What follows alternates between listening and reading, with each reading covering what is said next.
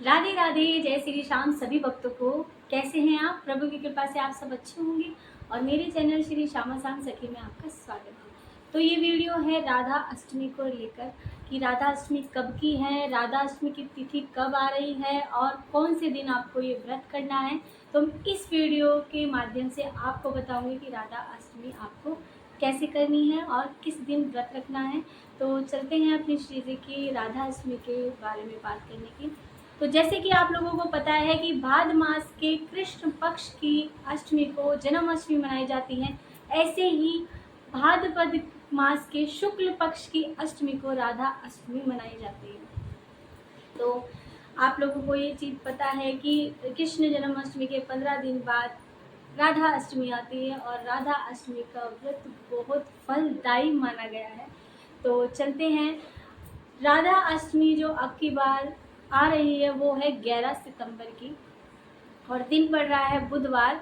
और आपको बता दूं, जो तिथि अष्टमी तिथि शुरू होगी वो होगी 10 तारीख को 11:11 पे रात को शुरू हो जाएगी और जो इसका समापन है वो होगा 11 तारीख को रात को 11:46 पर इसका समापन हो जाएगा।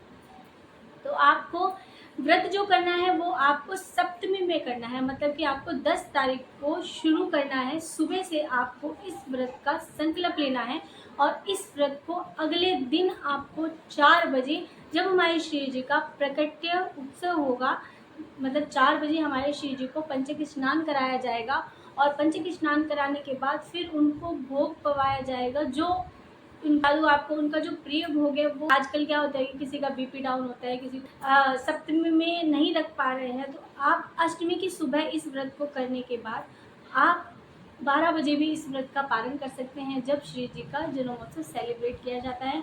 और आप, एक तरीका ये भी है कि आप सुबह अष्टमी से व्रत रखेंगे और शाम को, मतलब रात को, उस व्रत का जो पालन कर सकते हैं। तो जो भी आप श्री जी को भोग पवाएंगे, जो भी प्रसादी आप बनाएंगे अपने श्री जी के लिए, तो वो आप श्री जी का भोग प्रसादी जो भी होगा उस व्रत का पारण उसे खाकर कर सकते हैं। तो ये तो आपको हो गया कि आप किस तरह व्रत रखेंगे। तो मैंने आपको बता दिया कि तिथि कब पड़ रही है, किस दिन राधा अष्टमी आ रही है और किस तरह आपको ये व्रत करना है। क्योंकि आप लोगों से बता दूं, ये व्रत तो बहुत ज़्यादा मुश्किल होता है, क्योंकि ये एक दिन शुरू किया जाता है, सप्तमी में इस व्रत को शुरू किया जाता है और अगले दिन इस व्रत का पारण किया जाता है। तो ये व्रत मुश्किल तो बहुत है और बहुत इस व्रत को निर्जल भी कर सकते हैं। अगर निर्जल आप कर सकते हैं तो इससे बड़ी बात तो कोई है ही नहीं। अगर आपसे नहीं होता है तो आप एक टाइम फलाहार खाकर भी इस व्रत को कर सकते हैं।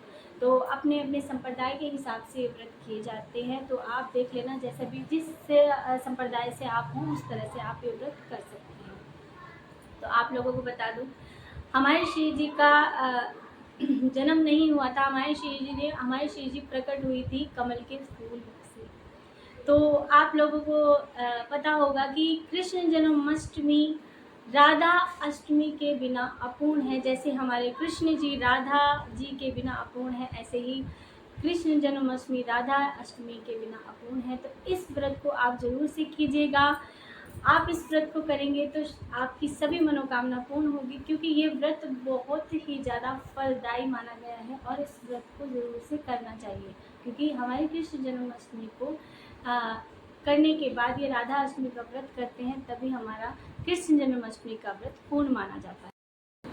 अपनी श्री जी को राधा कृपा कटाक्ष जरूर से सुनाइएगा, क्योंकि राधा कृपा कटाक्ष सुनकर हमारे श्री जी बहुत ज़्यादा खुश होती हैं। तो राधा कृपा कटाक्ष जरूर से सुनाइएगा श्री जी को। और आपको बता दूं, राधा अष्टमी का व्रत करने से करोड़ों गुना फल प्राप्त होगा आपको। तो ये राधा अष्टमी का व्रत जरूर से कीजिएगा और जाप माला जरूर श्री जी के लिए। हमारी श्री जी तो करुणामयी है, कृपालुमयी है, सर्वोपरि है हमारी श्री जी।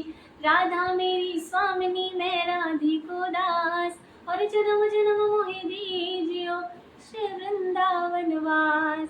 तो हमारी श्री जी का जो पसंदीदा कलर है वो है ब्लू कलर, नीला कलर। तो आप श्री जी को नीले कलर की वस्त्र पहनाइएगा, सुंदर सुंदर ड्रेस पहनाइएगा, खुद भी नीला कलर पहनिएगा और खुद भी अपना श्रृंगार कीजिएगा प्रभु के लिए।